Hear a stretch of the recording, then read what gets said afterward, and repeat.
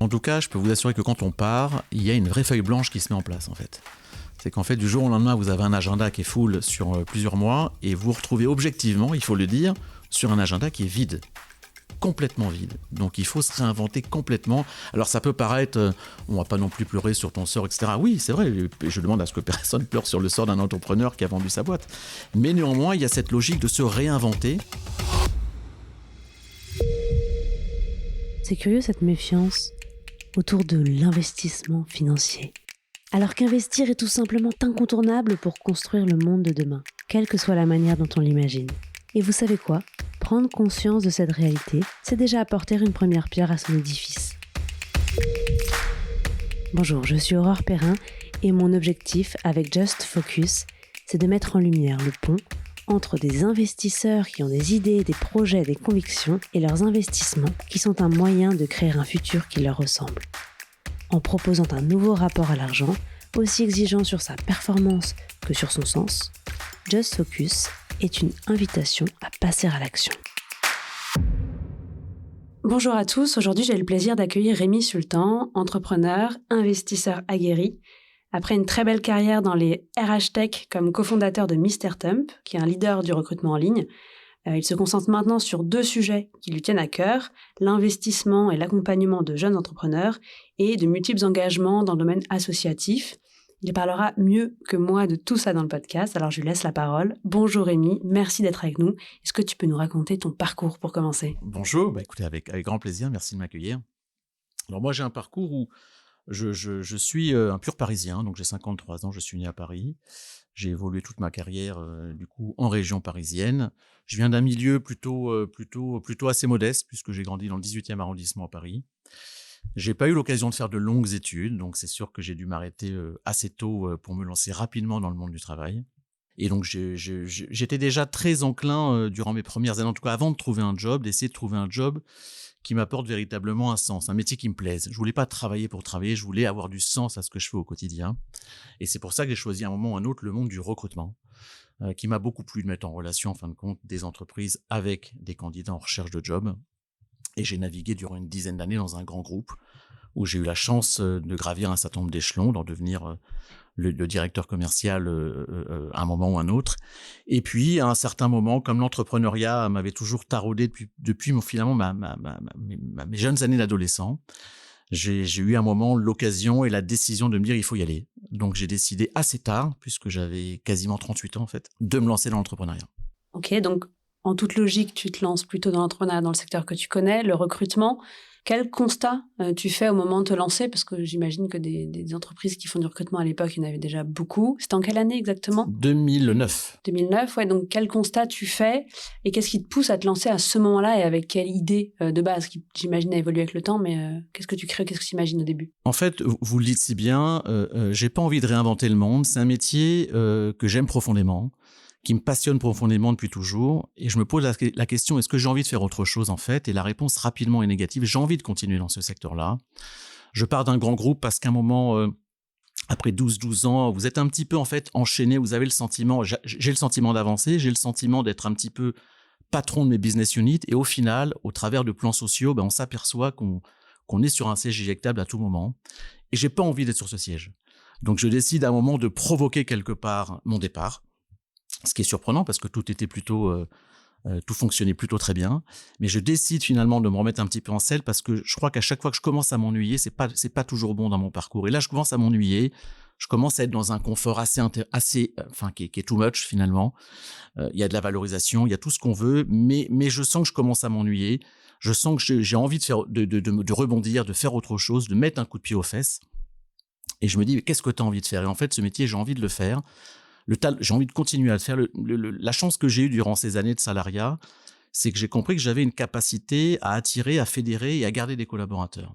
Et je me suis dit, finalement, ce que j'ai fait durant 10 ans pour une très grosse boîte sur le marché, un des leaders mondiaux, est-ce que j'aurais pas envie humblement de le faire un petit peu pour moi aussi maintenant, tout en continuant à capitaliser sur ce qui a fait plutôt la valeur ajoutée que j'apportais à mes collaborateurs. Et c'est pour ça que je décide de rester dans le secteur et de lancer un nouvel acteur avec des associés et de repartir sur cette aventure entrepreneuriale. Ok, alors j'ai pas mal de questions. Première chose, un profil entrepreneur comme toi, dans le salariat, est-ce que il y a eu des choses aussi dans le groupe que tu avais rejoint au départ qui avaient beaucoup évolué entre le moment où tu étais arrivé et le moment où tu as décidé d'en partir et qui faisait que tu te sentais moins à ta place, ou c'était plus une question de maturité, d'opportunité? Non, c'est exactement ça. On était parti d'une boîte qu'on avait un petit peu montée from scratch, où j'avais une liberté totale, et puis cette entreprise avait été rachetée par un groupe en fait, et où la liberté d'action et d'agir était largement diminuée, et c'est ce qui a fait que je m'y suis senti beaucoup moins à l'aise en fait, tout à fait.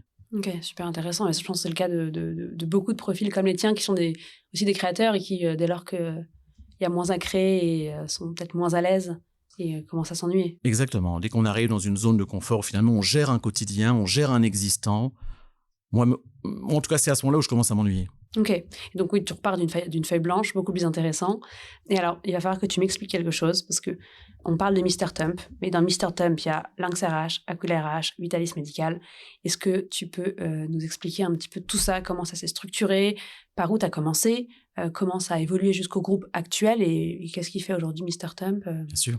Avec mes associés, quand on se lance, en fait, moi, je démarre en fait en capitalisant sur ce que je connais le mieux, c'est-à-dire l'intérim et le recrutement haute compétence sur des métiers plutôt à valeur ajoutée, ce qu'on appelle dans le marché les cols blancs. Donc, c'est plutôt des profils bac+2, bac+5. Et donc, on décide de lancer la marque Lynx RH, que je développe au tout démarrage du groupe pendant plusieurs années. Mais le marché du recrutement, c'est un marché qui est très vaste, c'est 22-25 milliards en France. Et le marché principal qui occupe ce business, c'est le généraliste. C'est les profils, on va dire, plutôt à basse qualification. Et on décide de lancer donc l'enseigne Aquila RH, qui incarne ces métiers-là. Donc là, on est plutôt sur des métiers CAP à bac, qui est un très bon complément de Lynx RH finalement. Et puis, dans la continuité de ce qu'on a fait, on s'est dit, qu'est-ce qui nous manque finalement? Il nous manque le côté médical. Donc, on a fait l'acquisition d'une première entreprise pour lancer notre marque dans le médical, et qu'on a ensuite renommé, rebaptisé Vitalis Medical. Et Mr.Temp étant en fait le chapeau qui encadre ces trois marques-là et qui était l'angle digital. Ça a été en fait le complément de ces trois marques. On s'est dit, si on veut vraiment être un acteur différenciant, il faut qu'on apporte une touche véritablement digitale. Donc on a décidé, notre devise c'était digitaliser sans déshumaniser en fait, d'apporter des outils, des process digitaux à notre réseau d'agences qui sont des franchisés en plus indépendants. Donc c'était aussi très intéressant puisqu'il y a une vraie culture entrepreneuriale depuis le début. C'est une histoire d'entrepreneur, le groupe Mr.Temp. Et on a décidé du coup de lancer Mr.Temp qui est venu apporter des outils extrêmement digitaux et performants à notre réseau. D'accord, donc c'est un réseau d'agences de recrutement. De recrutement et d'intérim, chacune spécialisée sur les trois cœurs de métier, mais avec un cran d'avance parce qu'ils bénéficient tous d'outils digitaux extrêmement performants qui leur permettent de sourcer, de recruter, d'avoir des process beaucoup plus facilités. Et vous mutualisez aussi, j'imagine, le sourcing. Il y a des passerelles qui se font d'une agence à l'autre que vous facilitez. Bien sûr, beaucoup de choses en commun, de candidats partagés, de bases de données communes et d'outils communs finalement qui permettent au réseau d'aller beaucoup plus vite. Et alors, question qui me vient aussi, alors je comprends que Vitalis Medical, c'est une acquisition, donc ça explique que c'est aussi peut-être un nom, une marque qui soit un peu séparée, mais pourquoi avoir une marque distincte entre Lynx RH, Aquila RH et pas avoir créé une même... L'enjeu, c'était d'avoir des experts en face de chaque métier. On ne voulait pas qu'il y ait trop de mélange des genres. On voulait pouvoir mettre en place une expertise métier en face de chaque candidat et en face de chaque client. D'où le fait qu'on les ait dissociés. Et les savoir-faire sont différents aussi. Tu te lances à 38 ans, tu sors du salariat. Oui. C'était quoi ta vie perso à l'époque? Tu avais quoi comme statut? Tu avais des enfants? Oui, moi j'étais directeur du coup, ce qu'on appelle directeur des opérations dans un grand groupe. J'étais en effet très installé. J'étais donc j'avais 38 ans, je suis marié, j'avais déjà 3 enfants, j'avais déjà mon bien immobilier de résidence principale. C'était une vie de cadre supérieur bien établi, on va dire. Et c'est quoi les garde-fous que tu as à ce moment-là? Parce que tu te lances, j'imagine, pas forcément avec... Tu n'avais pas un salaire tout de suite. Tu as négocié ton départ, j'imagine, ce qui t'aide un petit peu. Comment est-ce que tu arrives à prendre cette décision financièrement En fait, il faut... souvent, les gens autour de moi, et je crois qu'à un moment, il faut n'écouter que soi. Il y avait une forme d'inconscience à faire ce que j'ai fait. Non, mais il faut être lucide. Souvent, les gens autour de moi, ou mes enfants, bien plus tard, qui maintenant sont devenus des jeunes adultes, me disent « Mais papa, t'étais quand même... complètement à côté de la plaque, on était petits, on venait d'acheter un appartement et tu décides de tout plaquer alors que tu avais un job en or pour repartir de zéro, avec en effet finalement 2 ans de Pôle emploi devant moi, parce qu'en France on oublie parfois de dire qu'il y a des dispositifs qui sont exceptionnels de prise en charge pendant 2 ans, où évidemment votre rémunération n'est plus la même, mais c'est un minimum vital quelque part pour repartir. Et je me pose, voilà, comme j'ai plus la dimension plaisir, je me dis clairement, attends, j'ai 38 ans, est-ce que je me vois continuer 20 ans dans l'entreprise pour au final arriver à 55 ans et raser les murs parce qu'un cadre de 55 ans, il est clairement sur un siège compliqué. Et je décide du coup de me dire, OK, il va falloir repartir de zéro. Mais mon parcours initial, le fait que je viens d'un milieu, on va dire modeste, fait que ça me fait pas du tout peur en fait. Et que j'ai l'énergie suffisante pour me dire, on est en capacité de redémarrer de zéro, même si il faut faire des sacrifices. Tu dis une deuxième fois là que tu viens d'un milieu modeste. C'est pas le cas de tous les entrepreneurs, et je t'apprends rien parce que je pense que tu en as côtoyé beaucoup. Il y en a beaucoup qui finalement se lancent aussi avec un capital familial ou en tout cas un filet de sécurité que toi, a priori, tu n'as pas au moment où tu te lances. Est-ce que ça fait de toi un profil qui est plutôt atypique parmi ces entrepreneurs-là? Est-ce que tu as eu l'impression qu'il y avait des différences, des catégories d'entrepreneurs? Quel regard tu poses, toi, par rapport à ça? Oui, non, c'est vrai, il faut s'avouer les choses. Je n'ai pas un profil d'entrepreneur classique. Pourquoi? Parce que, en effet, je viens d'un milieu plutôt simple, j'ai pas fait de grandes études. Je reste 10 ans en tant que salarié avant de me lancer. Je me lance à 38 ans. Donc, je suis pas un serial entrepreneur. J'ai monté qu'une boîte dans ma vie. Elle a eu la chance de très bien réussir. Mais c'est en ça où j'ai en effet un profil un petit peu différent. Et je vois rapidement aussi en sortant du salariat, et d'où le fait que l'association est un point important. Et je peux que recommander à des gens, s'ils en ont la possibilité. Évidemment, ça marche pas à tous les coups, mais en tout cas, je vois bien qu'il me manque des compétences. Je vois bien que j'étais dans un cadre quand même extrêmement sécurisé, où je jouais sur du velours, sur ce que je fais de mieux, à savoir animer, manager et faire monter des collaborateurs et faire du business. Mais j'ai bien aussi vu qu'il me manquait un certain nombre de compétences, notamment financières, de gestion d'entreprise notamment. Mais pour autant, ça m'a pas freiné. Tu avais combien d'associés quand tu te lances? On se lance, alors on est 3, il y a un associé non opérationnel, et mon associé opérationnel, où finalement c'est vraiment nous qui conduisons les destinées de l'entreprise. Et on avait pour mentor ce 3e associé qui nous a finalement fait rencontrer. Ça a été une super rencontre avec une vraie complémentarité de profil finalement, entre moi un profil très opérationnel et lui un profil très organisationnel et financier. Et c'est ce qui a fait le succès et la magie quelque part de l'association. Tu donnes pas leur nom? Si, avec grand plaisir. Au contraire, on reste en très bons termes et on est même plutôt des amis. Donc Philippe Salle, qui est le fameux mentor dont je vous parle, qui est président du groupe Atos maintenant, donc qui a un parcours assez exceptionnel, et Alexandre Pham, qui évidemment lui est resté à la tête de Mr Temp et conduira très très bien les destinées du groupe dans les années à venir. Et Alexandre, du coup, tu ne le connaissais pas avant de lancer C'est ça qui est un peu exceptionnel dans notre association et qui, dès le début, démarre un peu sur les chapeaux de roue. C'est que Philippe Salle a toujours des bonnes idées, c'est de faire travailler les gens ensemble. Donc moi, quand je le contacte et je lui dis « Philippe, écoute, je vais me lancer, mais j'ai besoin que tu me files un coup de main, est-ce que tu es d'accord ?» Philippe me dit immédiatement oui. Et puis, on organise un déjeuner où finalement, je m'aperçois qu'il y a une chaise vide. Et donc, Philippe Salle me dit « J'ai quelqu'un que je vais te présenter. » C'est Alexandre, qui lui avait les mêmes envies finalement de monter un business. On était dans le même groupe, mais c'était un groupe où il y a peut-être 10 000 personnes. On se connaissait pas, si ce n'est de nom, mais on s'était jamais rencontrés en fait. Et Philippe Salle a eu la bonne idée de nous présenter lors de ce fameux déjeuner en blind date, comme on dit souvent. Et tout a démarré de là. Ok, donc toi, tu t'attendais pas forcément à t'associer Pas du tout. Moi, je pensais démarrer avec l'aide de Philippe, qui allait me prodiguer quelques bons conseils dont il avait le secret, et puis de démarrer tranquillement dans un bureau avec 1, 2, 3, puis 4 collaborateurs. Ouais, super premier coup de pouce du destin, Philippe. Exactement. Ok, excellent. Dans nos échanges aussi en préparant l'interview, tu me disais que tu étais aussi très sensible aux questions d'inclusion et diversité. Je pense que c'est lié aussi à ton parcours que tu disais qui est singulier. Et je trouvais intéressant, et notamment parce que tu étais aussi dans ces sujets de recrutement, que tu puisses nous parler de comment est-ce que tu les as portés dans ton entreprise en interne.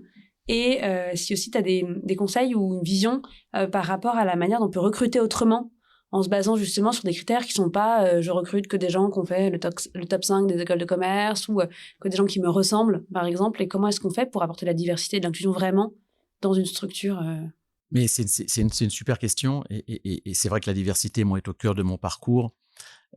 Donc j'ai fait en sorte en fait de toujours me focaliser moi avant tout sur le potentiel du collaborateur, qu'il ait fait des grandes études, qu'il ait été success story, qu'il ait fait plein de choses, ou au contraire qu'il ait juste un potentiel humain. Moi, c'est ça qui est dans mes préoccupations pour recruter un collaborateur. Donc c'est vrai que chez nous, objectivement, trivialement, c'était vraiment Benetton, et ça le reste toujours.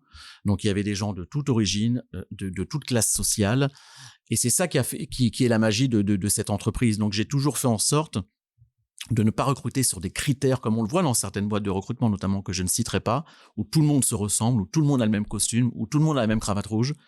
Ben, c'était pas ça chez nous, en fait. Et ça ne le sera jamais. Et donc, on recrutait des gens qui étaient très divers et variés les uns des autres, mais qui avaient un parcours de vie. Moi, ce qui m'intéressait, c'est un petit peu de trouver le carburant du collaborateur, à quoi il allait marcher, et c'est de m'adapter forcément à lui, et de voir comment, dans une culture d'entreprise, on avait la possibilité de faire venir des gens d'horizons très différents, mais de se dire, ils vont pouvoir bosser ensemble, ils vont pouvoir s'apprécier les uns les autres. Et c'est vrai qu'on a fait des conventions, des soirées absolument exceptionnelles, où on voyait des gens, mais pour de bon, d'origines extrêmement différentes les unes des autres, et passer beaucoup de temps ensemble et apprendre à se connaître, et faire tomber aussi les préjugés, les a priori que les uns et les autres pouvaient avoir. Mmh.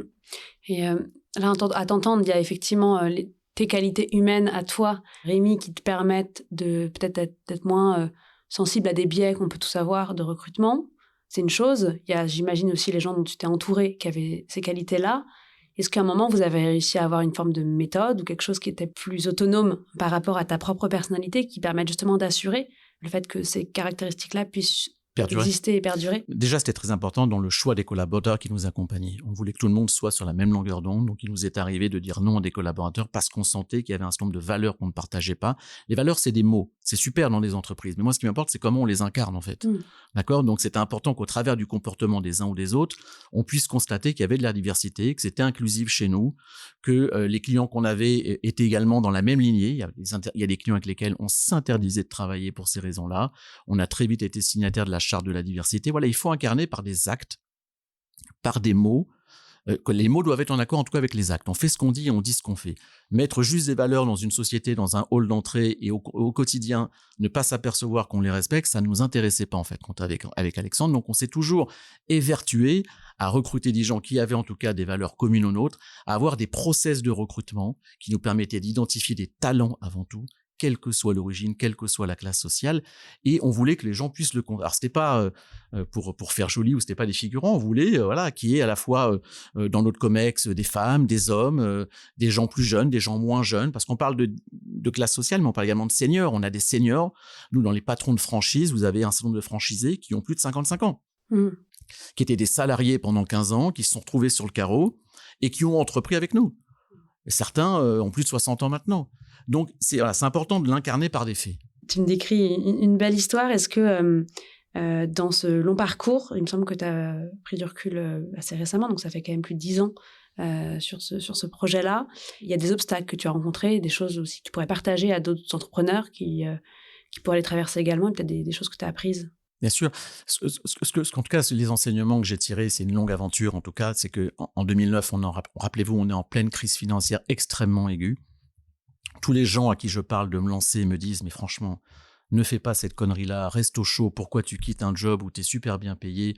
Alors tu veux te lancer, mais surtout pas, attends, etc. » Et à un moment, en fait, les journaux parlaient que de ça, les journaux télévisés parlaient que de ça. Et en fait, je pense que moi, je n'ai fait qu'écouter mon intuition à un moment. À un moment, j'ai dit stop. J'allais être un peu plus vulgaire, mais en tout cas, j'ai dit je ne veux plus entendre les uns ou les autres. J'ai décidé d'y aller et j'irai. Donc, un vrai conseil que je peux donner aux entrepreneurs, il ne faut pas y aller à n'importe quel coup, mais on pèse le pour le contre, on se pose beaucoup de questions. Mais à un moment, il faut écouter son énergie, il faut écouter son intuition. Des obstacles, il y avait une crise économique extrêmement aiguë. C'était sur un secteur, le recrutement extrêmement concurrentiel, où les gros se taillent la part du marché et où c'est très difficile en tant que nouvel entrant d'y aller. Je savais tout ça. Et néanmoins, à un moment, je n'ai écouté que ma voix intérieure, que moi-même, que les gens qui étaient prêts à me soutenir, et on y est allé. Vous avez réussi à décoller, parce que on dit souvent que justement en situation de crise, c'est aussi les nouveaux acteurs, les acteurs les plus agiles qui peuvent tirer la épingle du jeu. Et en l'occurrence, vous vous lancez à un moment où vos concurrents sont en difficulté parce qu'ils n'ont pas cette agilité que vous avez. Est-ce que vous traversez quand même un peu le désert au tout départ, justement le temps que la situation économique reparte, et là vous avez des cartes à jouer parce que vous êtes plus solide que certains concurrents qui sont affaiblis?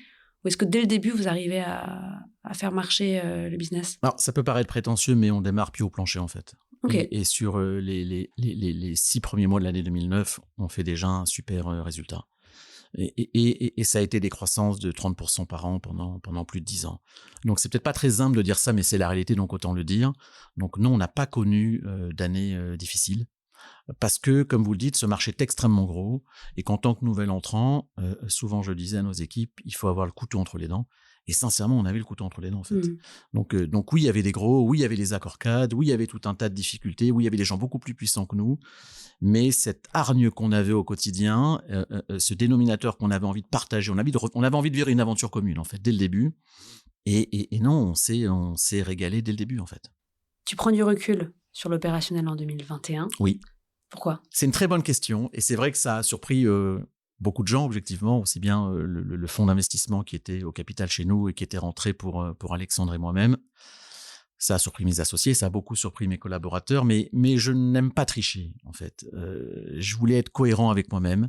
Alors, j'atteignais 50 ans, en fait, parce que j'ai 53, donc j'atteignais 50 ans. Clairement, le moteur pour moi qui était le plus important, c'était la dimension plaisir. Et c'est un petit peu difficile, mais j'en éprouvais moins, en fait. Je m'amusais moins, en fait. Alors, on pourrait se dire, mais c'est complètement étonnant. T'es un des fondateurs, bah, tu vas rester dans la boîte, etc. En quoi je suis un petit peu atypique, c'est que pour moi, c'était pas une histoire de c'est mon bébé, l'entreprise c'est mon bébé, j'y accorderai toute ma vie, je la transmettrai à mes enfants, mais je suis pas du tout dans cet état d'esprit-là. C'était une tranche de vie. Je me suis éclaté de bout en bout. Mais dès lors que je me levais le matin avec moins d'idées, moins d'envie de rebondir, je me suis posé un certain nombre de questions. Dans ma vie personnelle, j'avais aussi envie de m'occuper de gens avec qui j'avais passé peu de temps. Je rentrerai pas plus dans le détail, mais en tout cas, c'est un carrefour de ma vie où je voyais que c'était important que je prenne ce recul-là pour toutes ces raisons-là. Et heureusement, à la fois mes associés et les investisseurs ont été d'une intelligence et d'une compréhension remarquables et ont accepté que je prenne du recul opérationnel. Je suis resté au bord de l'entreprise durant les 3 années qui ont suivi. Ça s'est extrêmement bien passé. Mais voilà, c'était une tranche de vie pour moi. Je sens que j'avais... Alors, il faut savoir que je suis dans le secteur du recrutement depuis, ça faisait, on peut dire, quasiment 25 ans. Je voulais pas me résigner à l'idée de me dire que je ne ferais que ça. Donc, j'avais une carrière en tant que salarié qui avait été réussie. J'avais une carrière en tant qu'entrepreneur qui l'était également, bien au-delà de mes espérances, objectivement. Mais j'avais aussi envie de m'intéresser à d'autres choses. Et heureusement que l'écosystème dans lequel j'étais l'a parfaitement compris et les choses se sont bien passées. C'est assez intéressant ce que tu dis, parce que je pense que c'est vraiment des questions que se posent aussi beaucoup d'entrepreneurs, qui ont cet ADN-là, qui sont finalement très motivés aussi par le plaisir qu'ils ont à créer, à développer une structure.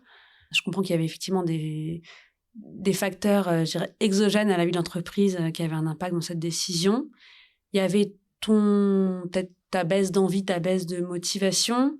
Est-ce qu'avec du recul, tu vois, parce que ça, c'est aussi des choses qui peuvent arriver dans la vie d'un entrepreneur. Peut-être, j'imagine qu'après 2-3 ans, tu avais aussi des moments d'essoufflement, aussi des moments où il y avait des gens qui avaient besoin de toi à l'extérieur et puis tu n'étais pas forcément là. Tu arrives aujourd'hui à savoir exactement pourquoi, à ce moment-là précis, est-ce qu'il y a eu 1 ou 2 facteurs qui étaient vraiment des alertes, qui te disaient c'est le bon moment, et ce qui sont des choses que tu as prises en compte à ce moment-là, alors que les autres fois, tu ne l'avais pas pris en compte? Oui, clairement, quand vous avez un fonds d'investissement à votre capital, à un moment, il est question qu'il sorte et qu'il passe le relais. Et de repartir sur une période de 4-5 ans, je ne me suis pas projeté, en fait. D'accord. Et j'ai eu cette honnêteté de faire part de mes états d'âme, on peut le dire comme ça, aux uns et aux autres. C'était tout un tas de facteurs. J'ai un enfant qui est parti vivre à l'étranger, mon fils aîné, qui s'est marié, qui a fait des enfants très jeunes. Donc tout ça aussi m'a fait dire, est-ce que j'ai envie de passer à côté de ça? Voilà, d'autres personnes dont je voulais m'occuper. Et c'est vrai que tous ces facteurs réunis, je me suis dit, ok, so what? Qu'est-ce que tu as envie de faire maintenant, quoi? Et souvent on dit qu'il y a une crise à la cinquantaine. Alors je sais pas si c'est le cas, mais en tout cas moi ça m'a interrogé sur l'avenir que j'avais envie d'avoir pour moi et pour les gens qui m'entourent. Ok, ouais, donc c'est la conjoncture de ton contexte global et d'un choix à poser en fait. C'est comme quand tu as dit oui, non, qu'est-ce que tu fais? Il y a un fonds qui arrive, ou il y a un Exactement. Et là, au moment de prendre cette décision-là, c'est aussi ça qui a fait... Parce que sinon, ça aurait peut-être été, j'imagine, 6 mois avant, 6 mois après, pour d'autres raisons. Bien sûr. Et puis, il n'était pas question pour moi. J'ai toujours été... alors, j'ai plein de défauts, mais en tout cas, j'ai toujours été extrêmement transparent et honnête dans mes choix. Et il n'était pas question que je déçoive les gens qui m'avaient fait confiance quelques années auparavant, en repartant sur 4-5 ans, au risque derrière d'être moins impliqué ou moins investi dans ce que je faisais. C'est pour ça que j'ai préféré avertir et commencer des discussions. Je vais te poser une dernière question. Puis après, je laisserai le micro à Étienne qui prendra ma suite. Tu disais que vous aviez la rage, vous aviez la niaque avec Alexandre. C'était quoi ce moteur? Et finalement, est-ce que ce moteur, tu l'as toujours dans tes projets qui suivent. Puis on le développera après, mais est-ce que finalement, tu vois, c'était un truc qui était très singulier, qui était propre à Mr. Temp? Pourquoi je l'avais à l'époque? Parce que je l'avais eu durant 10 ans en tant que salarié. Et j'avais pensé à ce moment-là que quelque part, c'était de l'intrapreneuriat, comme on le dit souvent dans cette entreprise, jusqu'à s'apercevoir que finalement, ça l'était pas et qu'on pouvait se séparer d'un cadre dirigeant ou supérieur en claquant des doigts, avec perte et fracas. Et je crois que c'était resté un peu une hantise dans mon esprit d'avoir vu autant de gens partir de manière complètement irrespectueuse. Et je crois que ça m'a donné un boost énorme pour dire ça m'arrivera pas.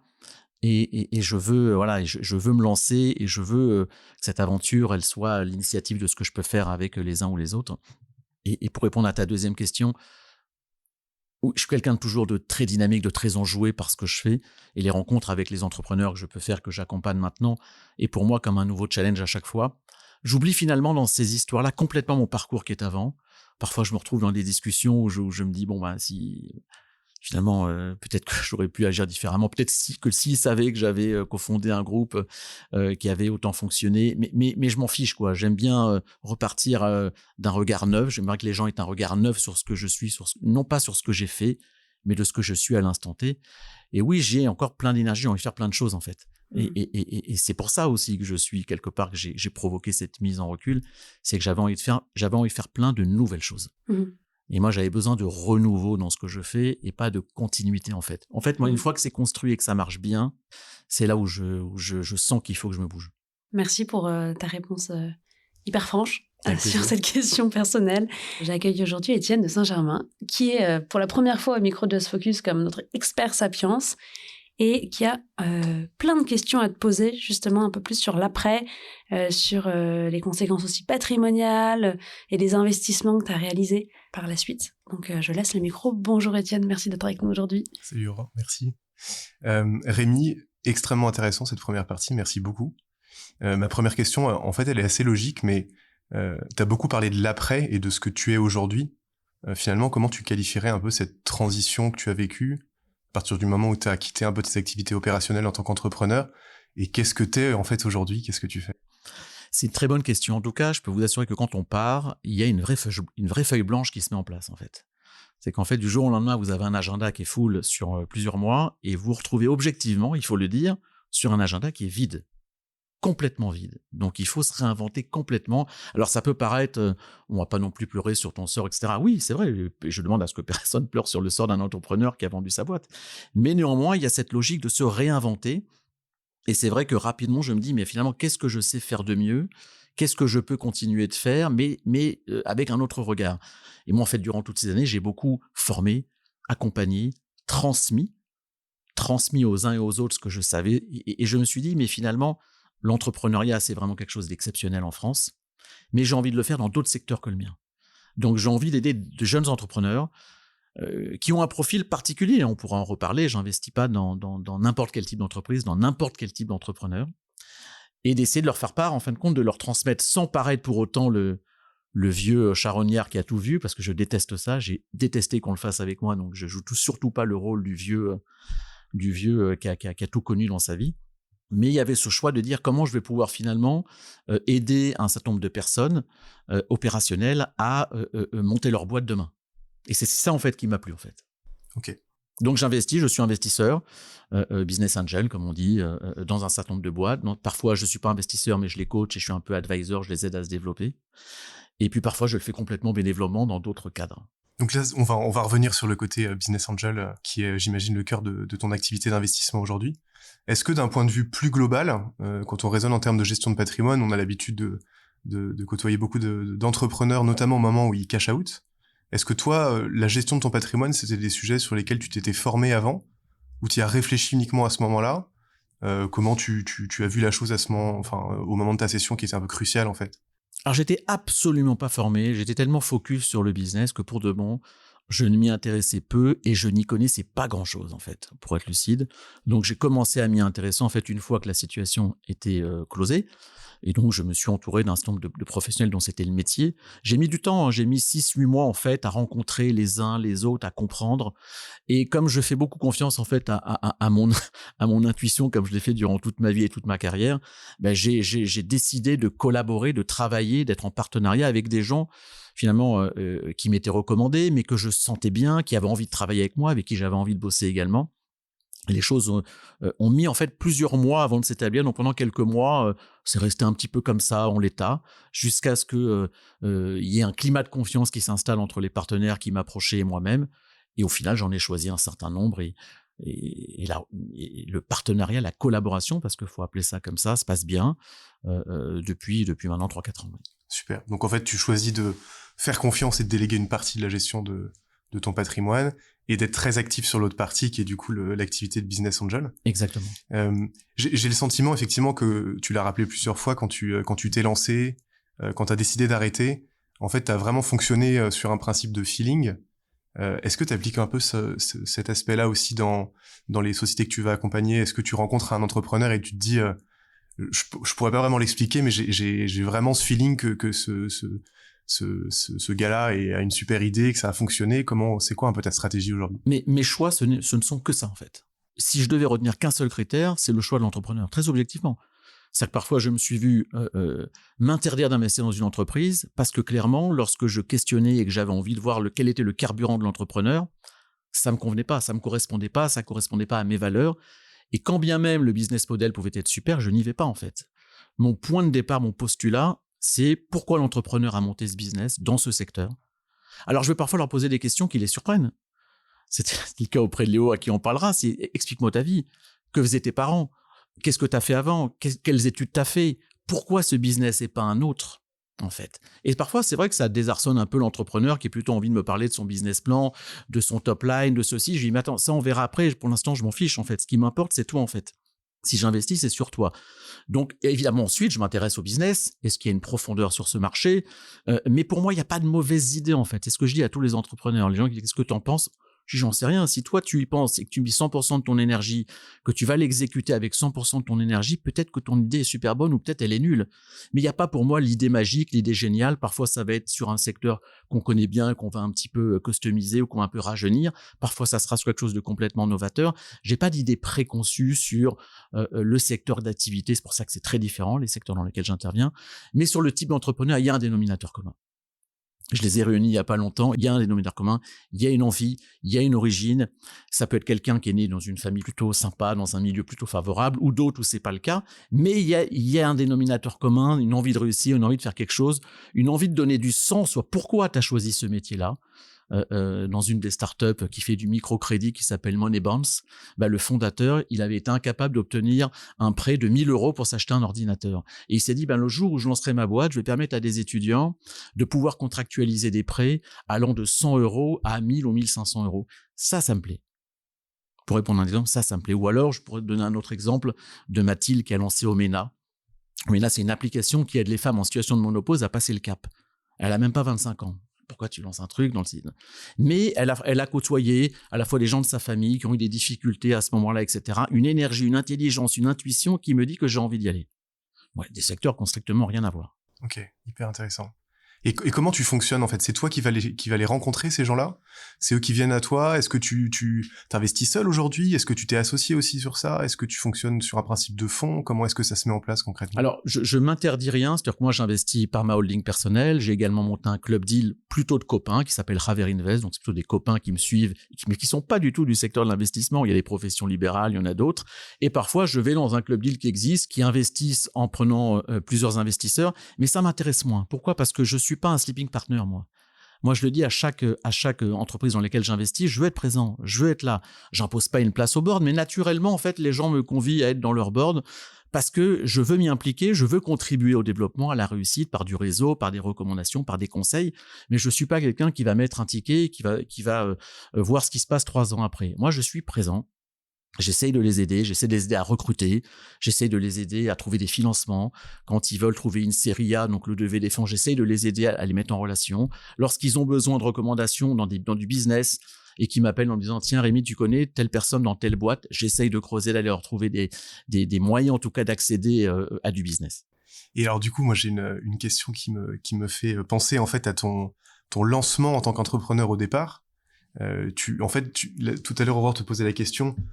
T'as éludé un peu la question de la prise de risque. En fait, tu t'es dit mais en fait c'est le moment, il faut juste que je me lance et peu importe, j'ai des enfants, j'ai une famille, etc. La notion de prise de risque, est-ce qu'elle est encore présente aujourd'hui dans ces investissements-là? Est-ce que tu y penses?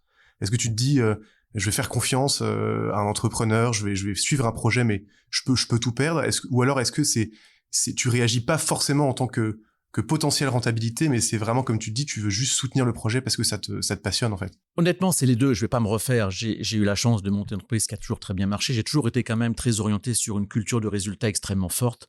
Donc, je le fais évidemment à la fois parce que les projets me plaisent, parce que les entrepreneurs me plaisent, mais du coup, comme ils me plaisent, j'ai envie qu'ils réussissent.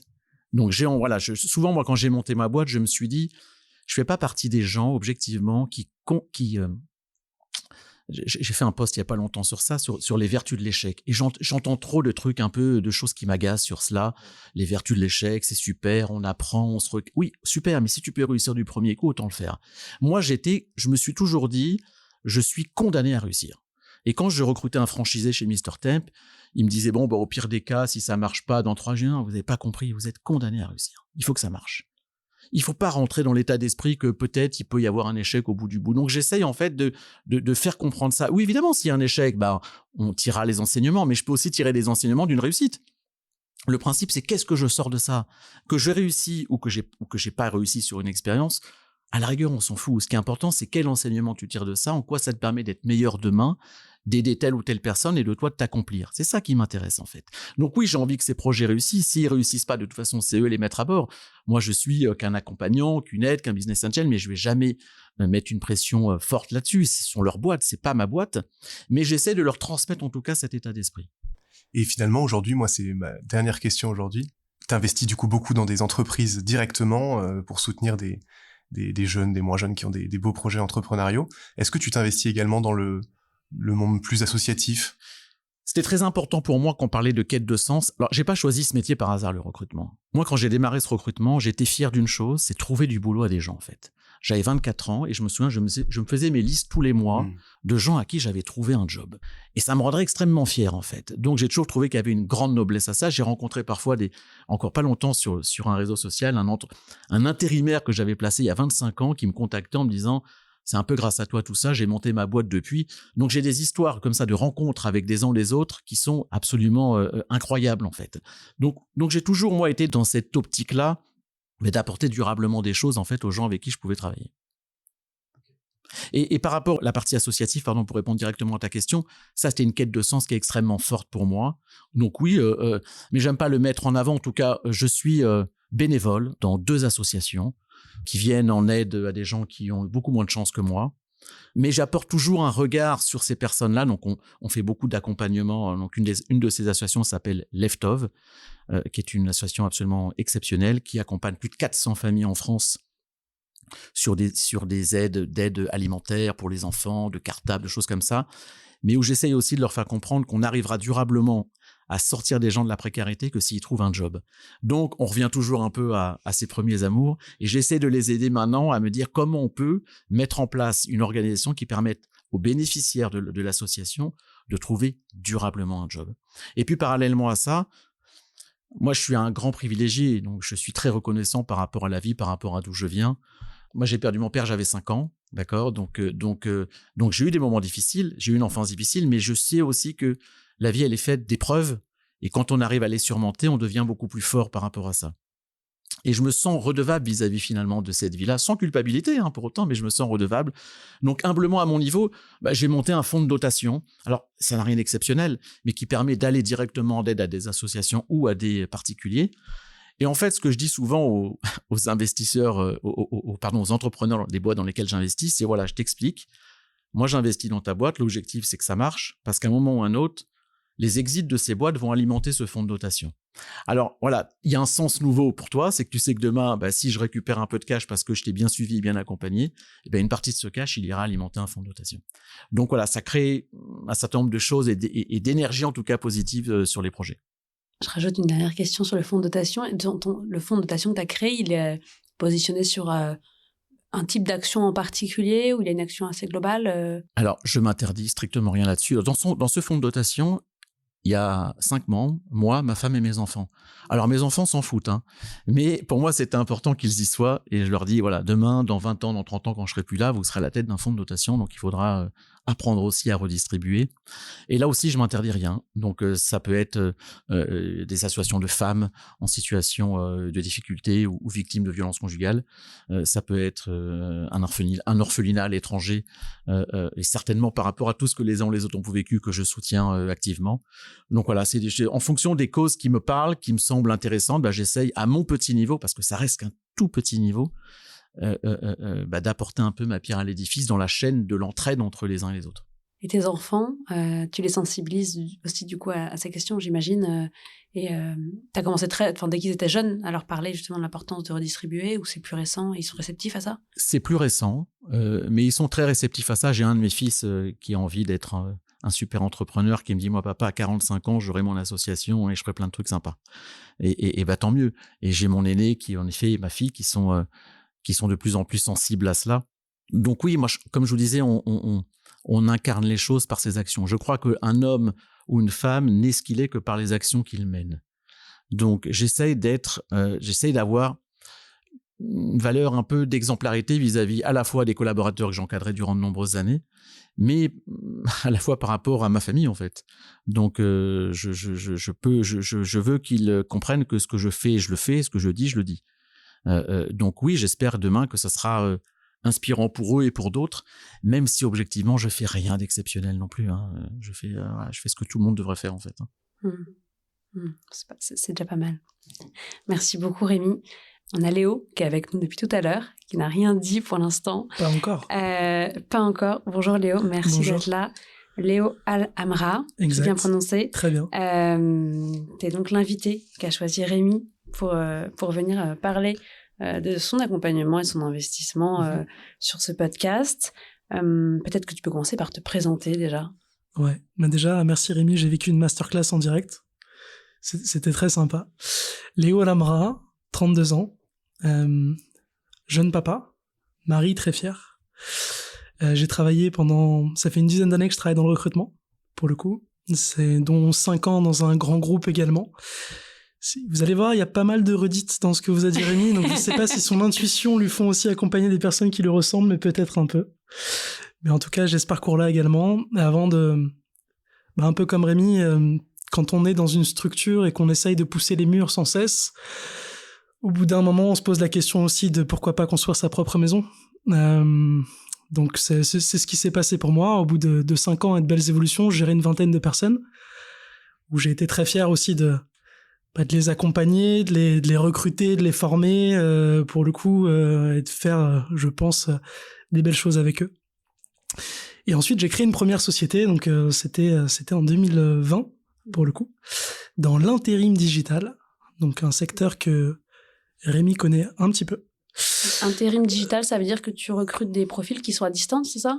Ça veut dire qu'on n'avait pas d'agence physique, pour le coup, et qu'on a essayé effectivement à travers une plateforme d'aller démarcher des grands comptes pour qu'ils puissent eux-mêmes avoir un pool d'intérimaires disponibles as a service finalement, donc sans faire appel à une agence traditionnelle, passer un coup de téléphone et leur dire j'ai besoin de 2 personnes demain de manière très urgente pour venir sur le magasin par exemple. L'idée étant, vous avez une plateforme, vous gérez tout de A à Z, vous demandez quand vous avez un besoin, vous accédez à qui est disponible et vous allez jusqu'au contrat d'intérim et la mise à disposition. C'était l'idée. Bien sûr, ce que le client fait, ce que nous ne faisons pas, ça implique qu'il paye un peu moins cher et donc c'est en ça qu'on essayait de pénétrer le marché de cette manière. 2020, Covid, super moment pour se lancer. Génial. Honnêtement, j'y ai pas du tout pensé et pour moi, c'était absolument pas un obstacle. Ce qui était pas complètement vrai, mais pas complètement faux non plus, parce que j'ai plutôt, et on en parlait d'ailleurs tout à l'heure avec Rémi, parce qu'aujourd'hui est un moment assez compliqué également pour l'industrie du recrutement, en ce moment particulièrement. Et j'étais plutôt dans l'optique de me dire, il y a une vraie opportunité, parce que les cartes sont redistribuées, que moi j'ai rien à perdre. très concrètement, je démarre de zéro. Donc là où des acteurs, comme on le disait tout à l'heure, spécialisés, bien établis, avec des charges importantes, notamment de la masse salariale, parce qu'on est sur un métier de consulting, pour le coup, moi, j'ai absolument rien à perdre et tout à gagner. Donc c'est justement le bon moment pour aller dire au marché, il y a peut-être des choses un peu différentes qui se passent chez nous, peut-être un peu plus efficaces, ou peut-être pour le coup qui vont vous aider à recruter un peu mieux, un peu moins cher et peut-être un peu plus vite. Donc voilà, c'était vraiment l'optique dans laquelle j'étais à ce moment-là. J'ai pas du tout pensé au contexte. Ok, donc première boîte, 2020. Ouais. En 2025, tu as déjà une deuxième boîte. Qu'est-ce qui s'est passé entre-temps ? Ce qui s'est passé, c'est que cette société, on l'a développée.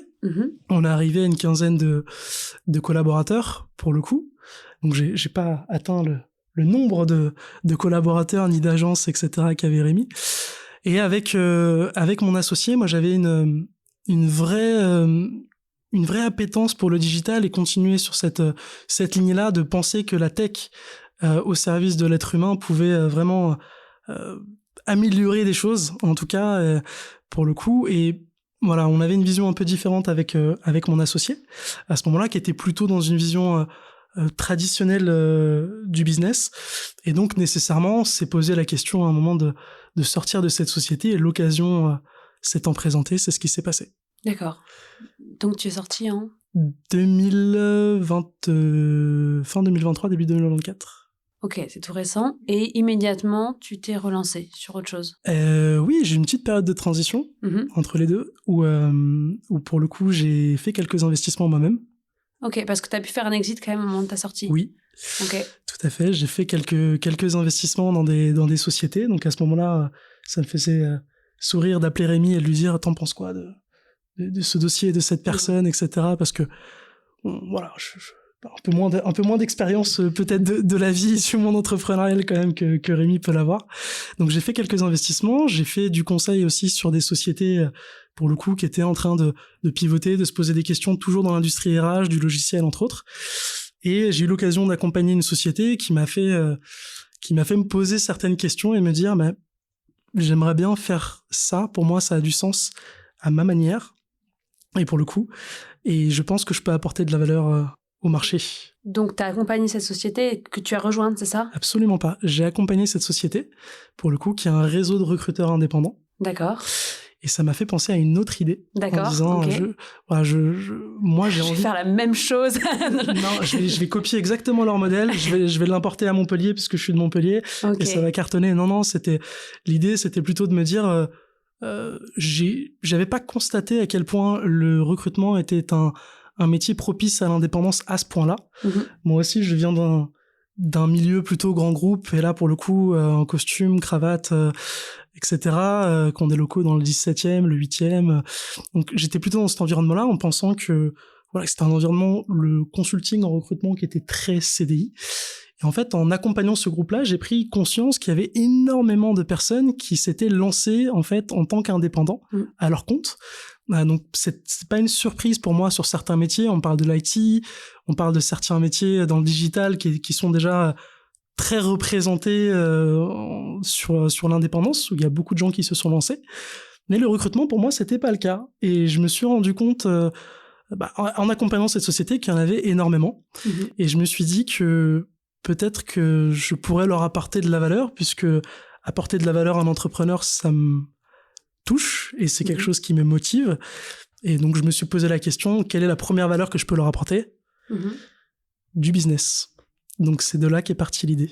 Et donc, quel est leur staff ? Qu'est-ce que vous faites exactement ? Vous apportez du business à des indépendants ? Exactement. Dans le secteur du recrutement. Tout à fait. Donc, l'idée, c'est que Taylor Staff, ça fonctionne comme une marketplace, pour le coup, avec de l'offre et de la demande. Donc, je vais avoir des clients d'un côté et je vais avoir des recruteurs indépendants de l'autre.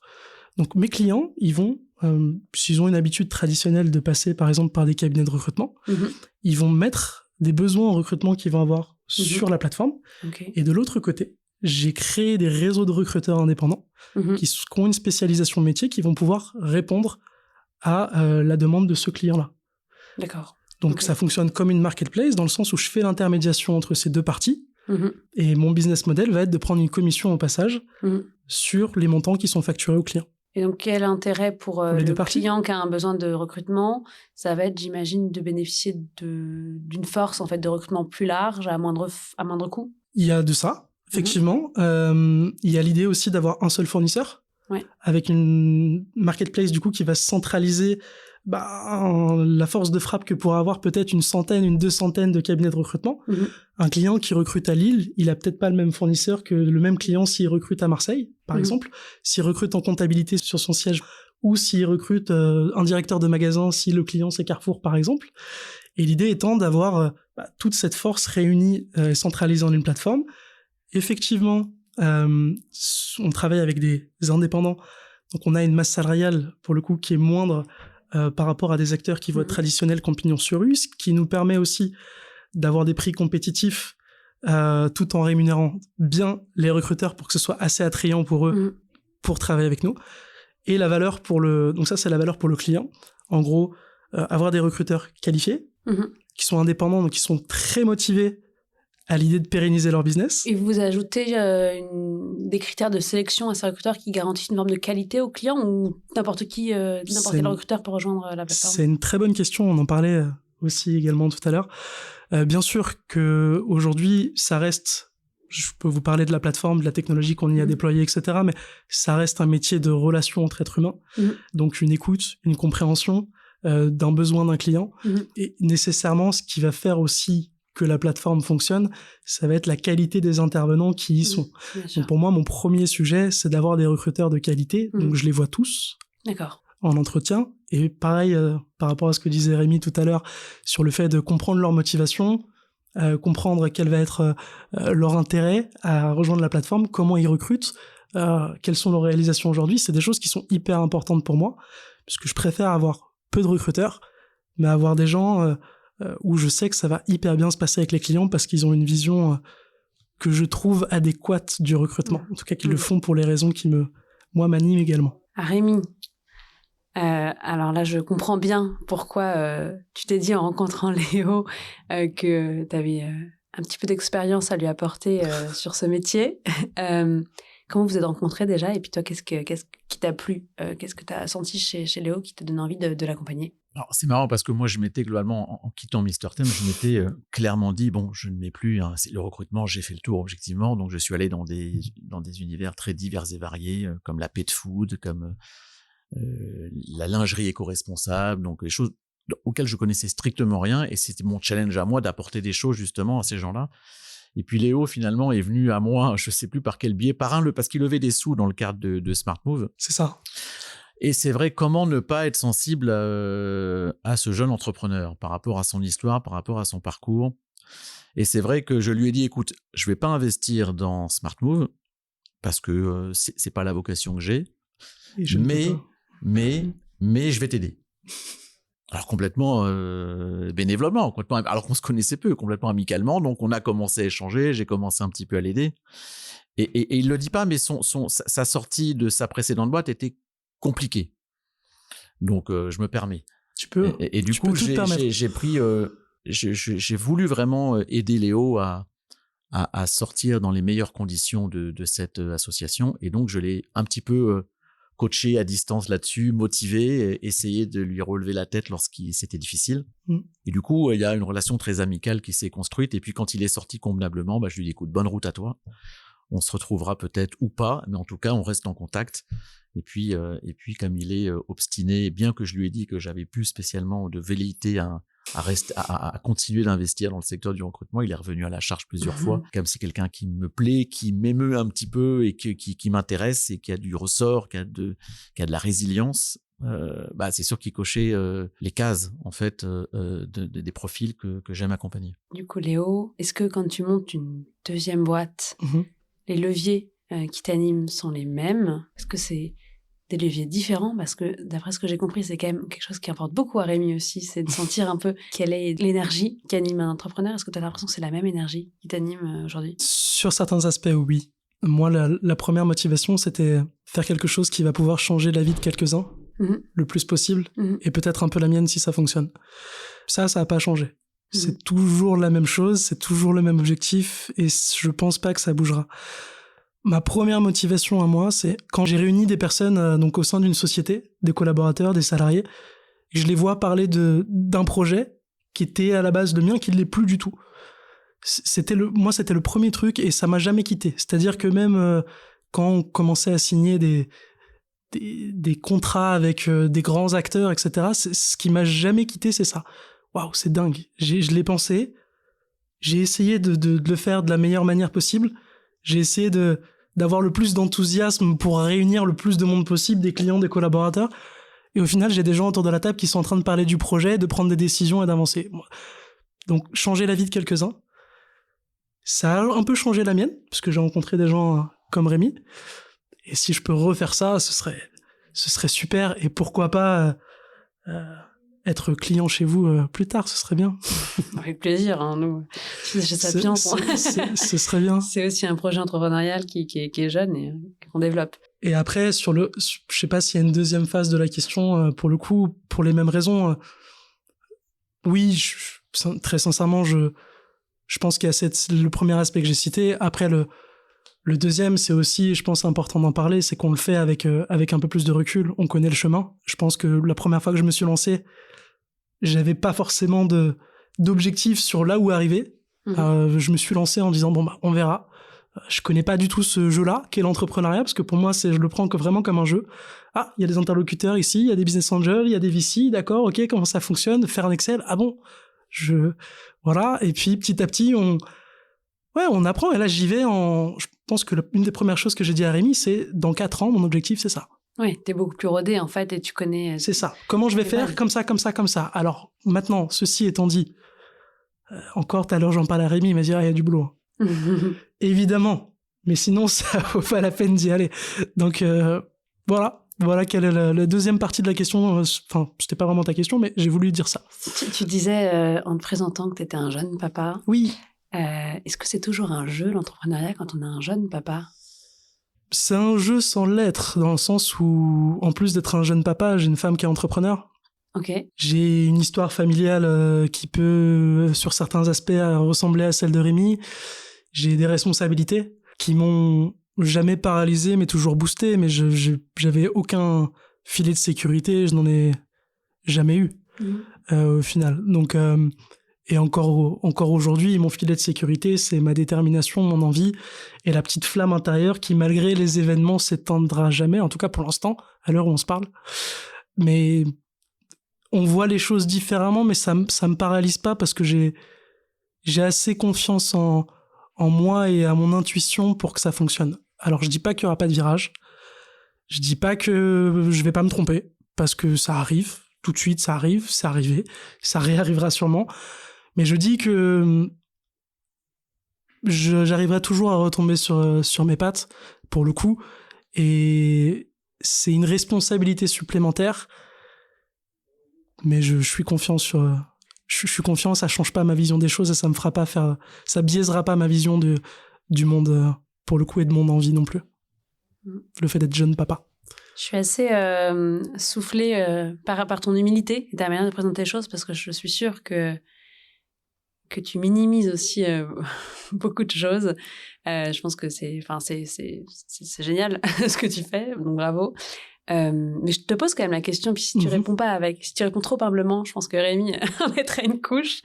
J'aimerais savoir ce que toi, avec justement tes 32 ans, ton regard plus jeune sur le monde du recrutement, tu fais comme observation, ce que tu apportes à Rémi de ce point de vue-là, et comment est-ce que vous faites grandir mutuellement? C'est une bonne question. Moi, je peux dire clairement ce que Rémi m'apporte. J'en étais sûre. Déjà, j'ai pas tellement de mal à m'exprimer sur le sujet, même si je pense que ça va peut-être le gêner un petit peu. Effectivement, moi, ce qu'il a raconté, c'est la même histoire. Moi, je l'ai rencontré dans le cadre d'une levée de fonds. Ça s'est pas fait pour les raisons qu'il a évoquées, mais je me suis dit, j'ai envie de travailler avec cette personne-là parce que son histoire me touche, il est intelligent, ce qu'il a fait m'impressionne, pour le coup, et très concrètement, moi, dans 20 ans, parce qu'on a à peu près 20 ans d'écart, ça me dérangerait pas d'être cette personne. Je serais content d'être cette personne-là. Donc je me suis dit, est-ce qu'on n'a pas envie de travailler avec quelqu'un Pour le coup, on se dit peut-être dans 20 ans, si je suis comme ça, je suis très heureux de l'être. Bah si, forcément. Donc ça, c'est le premier aspect. Le deuxième aspect, c'est la légitimité. Je pense que c'est très important, pour moi en tout cas. Et c'est pas qu'une question de parcours. Je pense que c'est être entrepreneur, c'est aussi être dans une posture tout le temps. C'est rare de poser la question à l'entrepreneur, est-ce que tu vas bien, et que l'entrepreneur se dit, ah non, j'ai passé une journée, à part si vous êtes très proche, pour le coup, et une conversation en off, mais devant un média, sur un podcast, personne ne vous dira jamais, non, là, j'ai perdu 20% de clients, c'est compliqué, mes investisseurs qui me relancent, j'ai 3 mois de cash, je sais pas comment je vais faire. Donc c'est d'être dans une posture permanente, et je pense que c'est pour ça que j'ai voulu aussi travailler avec une personne comme Rémi, c'est de me dire, avec lui, je serais pas dans cette posture-là. J'ai pas besoin de l'être. Parce que déjà, j'ai pas envie de lui raconter d'histoire, que c'est pas tellement ma manière d'être. Et moi, quand je parle avec Rémi, j'ai plutôt envie de lui parler de mes problèmes. Et d'ailleurs, on passe beaucoup plus de temps à parler de mes problèmes que de mes réussites. Tout à l'heure, c'était, t'en es où 20 clients, 10 000 euros par mois, ok, très bien, c'est quoi les problèmes On en est où? Qu'est-ce qu'on fait? Qu'est-ce qu'on met en place? Donc, et je dirais, c'est déjà pas mal. C'est déjà pas mal. Donc ouais, sur la légitimité de me dire, je suis accompagné par quelqu'un qui sait faire, qui a fait. Et moi, en arrivant dans l'entrepreneuriat, en fait, je pense que je suis convaincu que plus on apprend, plus on se rend compte qu'on ne sait pas grand-chose. Et ça m'est arrivé. Je suis arrivé avec des certitudes en disant, c'est bon, je connais le marché, j'ai géré 20 personnes, 4 millions de marge sur les business units que je gérais. Je suis arrivé, j'étais alternant, il y avait personne. En poussant, ça va le faire, je connais. Non, je connais pas. Et du coup, la première fois, je me suis dit, j'ai compris le marché. Et la deuxième fois, et donc là pour le coup, c'est évidemment, j'ai été voir Rémi en lui disant, mais là peut-être que j'ai l'impression de connaître, mais ça se trouve, je me mens encore sur certaines choses. Et il y a des phases de société que toi, tu as connues, moi, j'en ai aucune idée. Demain, si je suis 50, que je dois faire une série A ou que je dois vendre à un industriel, je sais pas comment ça fonctionne. J'ai besoin que tu sois là. Ça, je lui ai pas dit, mais je pense qu'il le sait. Ouais, évidemment, je suis évidemment toujours très touché quand j'entends ce genre de mots. Léo, c'est à la fois un mélange d'humilité et d'honnêteté en fait. Et dans le business, c'est pas toujours le couple qu'on observe. Et je crois que c'est fondamentalement ce qui me plaît. Léo, il a insisté pour que je sois au capital de son entreprise.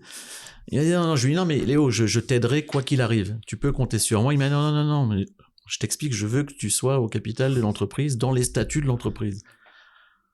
Je lui ai dit ok, why not? Mais c'était pas l'idée que j'avais. J'étais prêt moi bénévolement. On aurait passé la même journée ensemble aujourd'hui. Mais voilà, j'y suis allé évidemment parce qu'il me l'a demandé. Et voilà, et moi ma motivation le concernant, comme les autres entrepreneurs, c'est vraiment de les aider, parfois à prendre le recul suffisant, à avoir la tête froide de temps en temps, à les soutenir lorsqu'ils ont une situation difficile, et il en connaît et il en connaîtra, heureusement ou malheureusement, mais ça fait partie du parcours. C'est le process. Et voilà, moi je serai heureux demain que s'il s'accomplit, que si Taylor Staff se développe, que si derrière, voilà, il s'assoit un entrepreneur et quelque part un homme accompli qui derrière fera aussi des choses de tout ça, et c'est la fameuse chaîne positive que j'évoquais tout à l'heure, quoi. J'allais dire, c'est Philippe, c'est ça? Oui. T'es mon Philippe. Par rapport à ce que tu disais, en fait, c'est... J'ai pas le même parcours, hein. Je sais reconnaître mon parcours et celui de Philippe Salle. Athos va peut-être t'appeler, hein, tu sais pas. Il y a un point que je voulais évoquer avec toi aussi. Tu disais que tu avais monté une première entreprise à Paris, la seconde à Montpellier. Pourquoi Montpellier? Et quelles observations tu fais entre ces deux écosystèmes qui, je pense, peuvent être assez différents? Et puis Rémi aussi, je serais intéressée de t'avoir dans un second temps sur cette question, puisque je ne sais pas si vous connaissez Montpellier avant Léo. Puis voilà, je vous laisse. Peut-être pour le rugby au moins. Montpellier. Ah, je connais Montpellier. Alors j'aurais pu vous raconter une histoire sur justement le fait que c'était un écosystème tech qui était en train de monter avec des sociétés comme Tids, Swile, Loïc Soubéran, etc. Mais non, ma femme est originaire de Montpellier. On s'est rencontrés à une soirée à Paris. Elle est venue vivre avec moi 2 mois après. Et elle m'a dit le jour où il sera temps de... C'est pas mal 2 mois quand même. c'est pas mal, c'est un petit round d'observation qui est très léger, et c'est quelqu'un qui a pris des risques pour le coup qui se sont avérés payants, et de mon côté aussi. Mais du coup le projet pour elle était clair, c'était un moment ou un autre, quand on songera à fonder une famille, ce sera pas ici. un deal est un deal. Il faut être honnête. Et moi, ça me posait pas de problème. Donc, on est descendu à Montpellier à ce moment-là. Donc, Toi, t'es originaire d'où de Paris. Et pour donc, le ta coup. famille est à Paris. Enfin... Tout à fait. Ok. Tout à fait. Donc, au début, sur le fait de monter la deuxième société, je suis resté très parisien dans mon approche, peut-être un peu trop d'ailleurs, c'est-à-dire que la plupart de mes clients sont ici. Bon, après, on va pas se mentir, les sièges sociaux des entreprises, il y en a quand même beaucoup à Paris, donc ceci explique cela.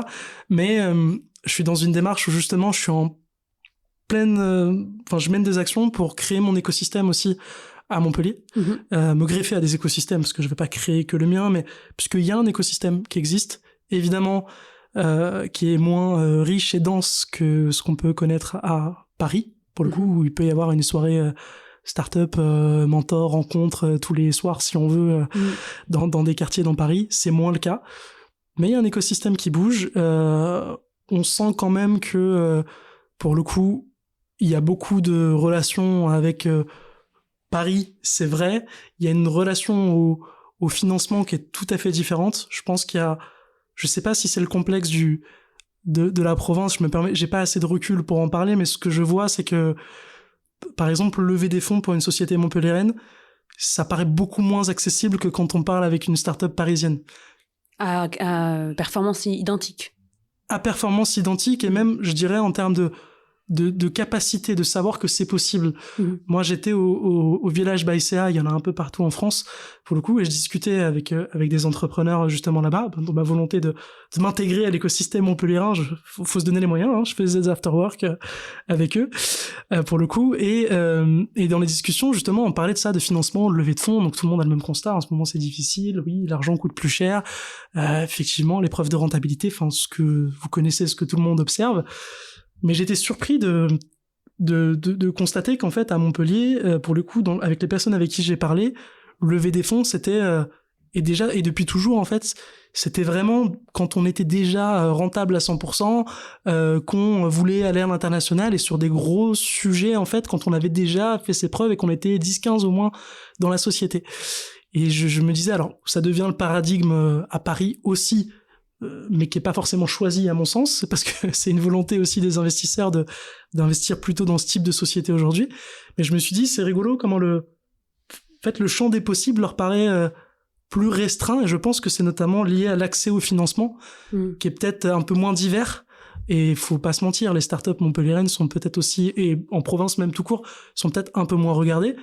Et moi, j'ai vu aussi des sociétés parisiennes, par exemple, se dire, moi, je suis venu ici parce que je sais que il y a moins de dossiers intéressants, par exemple, pour des clubs de business angel, et que je sais qu'ici, je vais ressortir plus du lot, peut-être, que ce que je peux faire à Paris. Donc, il y a aussi des gens qui s'expatrient, justement, parce qu'à Paris, il y a un réseau très dense, mais c'est aussi compliqué pour un entrepreneur de sortir du lot.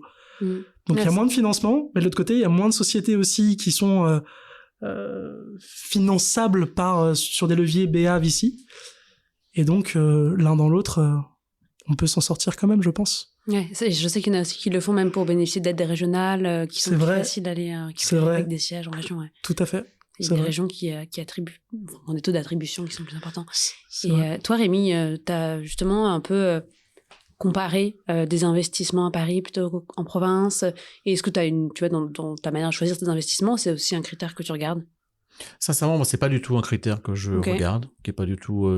Peut-être aussi parce que même dans ma précédente vie d'entrepreneur, j'ai vu de tels succès en province versus Paris de franchisés que véritablement, encore une fois, c'est pas un critère de sélection.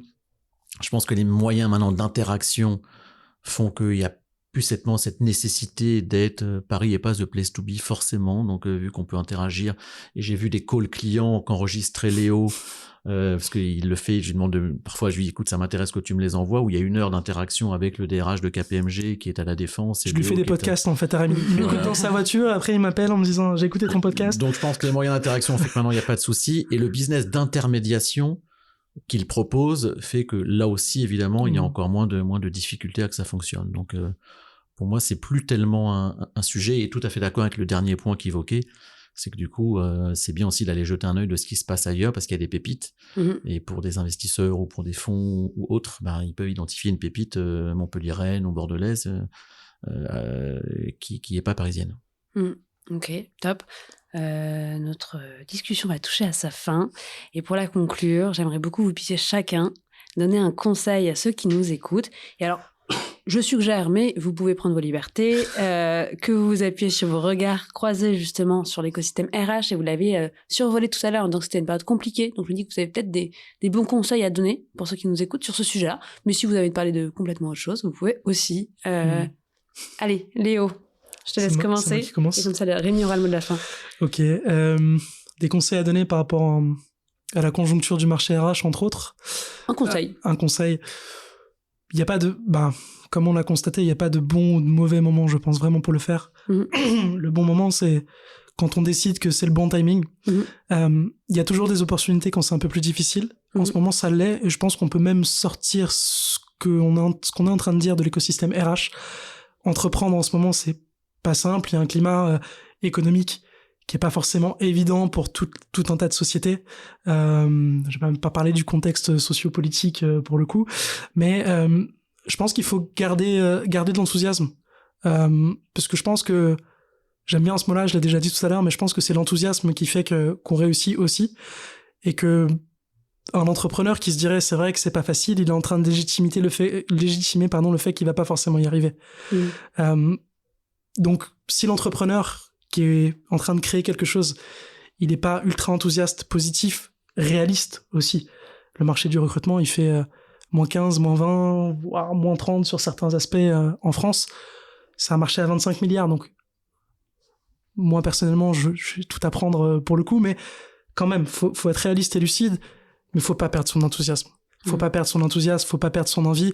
Et je pense que sur des marchés, de toute façon, où les cartes sont en train d'être redistribuées, c'est aussi ça qui fera la différence. Dernier point que j'évoquerai, c'est la résilience. C'est qu'aujourd'hui, dans les périodes difficiles, c'est un marathon. Et le marathon, faut pas partir trop vite. Faut trouver sa vitesse de croisière. Faut continuer à s'entraîner. C'est exactement la même chose, à mon avis, par les temps qui courent. Faut se recentrer sur des basiques, peut-être. Vendre. Avoir une promesse claire. La valeur claire.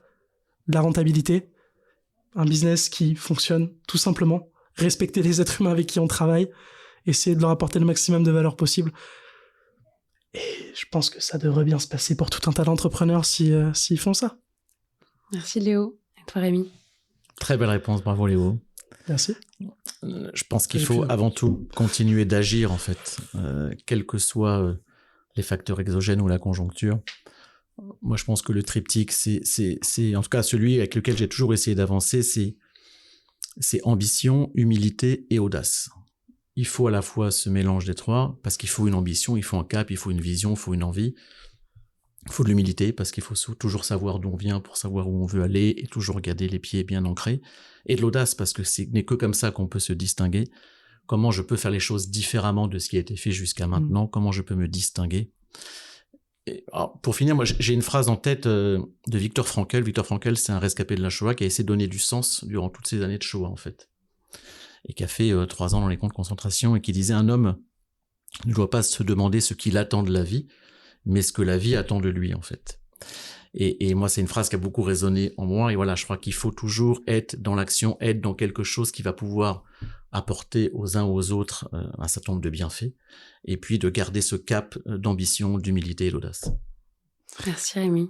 Moi, j'allais ajouter une citation, mais je suis pas sûr que je peux... Après ça, si c'est cohérent ou pas, j'en sais absolument rien. J'allais dire, moi aussi, j'ai une citation. Comme dirait Jay-Z. Non, c'est pire que ça. Comme dirait quelqu'un que je ne connais pas dans une vidéo de motivation de sport que j'écoute à la salle de sport pour me motiver, c'est aussi dans le confort que les rêves meurent. Et donc, pour le coup, elle est technique. C'est passé? Ouais, non, mais ça... Et donc, c'est aussi dans des périodes, pour le coup, compliquées que il faut continuer à arriver. Et c'est parce que c'est difficile que, pour le coup, que ça va fonctionner, que ça peut fonctionner. Super. Merci à tous les deux. Merci Étienne. Merci beaucoup. Et à très vite. Voilà, Just Focus, c'est terminé pour aujourd'hui. Un grand merci à Sapiens, premier family office digital qui a rendu possible sa réalisation. Si cet épisode vous a plu et que vous souhaitez le soutenir, il existe plusieurs manières de le faire. Parlez-en autour de vous et partagez-le largement sur les réseaux sociaux.